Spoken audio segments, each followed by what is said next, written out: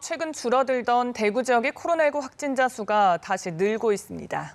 요양병원 등에서 감염자가 계속 나오고 있어 우려가 커지고 있는데요. 대구에 있는 취재기자 연결하겠습니다. 정지훈 기자. 네, 대구시청에 나와 있습니다.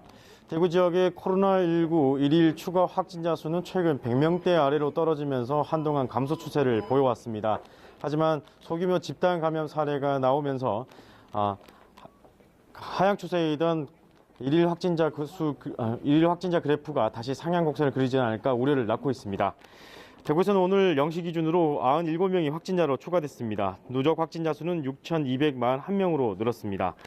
어제 75명의 집단 감염이 확인된 한사랑 요양병원 등 요양병원의 추가 확진자 수가 포함되면서 하루 만에 확진자 수가 급격히 증가했습니다. 더욱이 방역당국의 기초 역학조사에서 해당 병원이 기본 수칙을 제대로 지키지 않은 것으로 드러나 비판의 목소리가 높습니다. 해당 병원에선 의료진 등 일부 종사자들이 코로나19 감염 증상을 느끼고도 출근을 강행하면서 화를 키웠다는 지적이 나옵니다. 대구시는 앞서 사회복지시설과 요양병원을 고위험 시설로 분류하고 이들 시설에 대한 전수조사를 벌여왔는데 걱정했던 일이 확인되고 있는 겁니다. 지금까지 조사 대상자 33,600여 명 중 24,000여 명, 약 60%에 대한 진단검사를 마친 상태입니다. 오늘도 5개 요양병원에서 7명의 추가 확진자가 확인됐고 파티마 병원과 가톨릭 대학병원 등 일반 의료기관 2곳에서도 확진자 4명이 추가로 나왔습니다.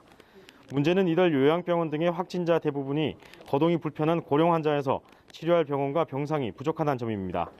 대구시는 지역 의료기관과 협의해 병상 확보 방안을 마련할 계획입니다. 하지만 장기적으로 감염 확산을 막기 위해선 무엇보다도 이들 시설과 병원에 적극적인 대응이 필요하다는 지적입니다.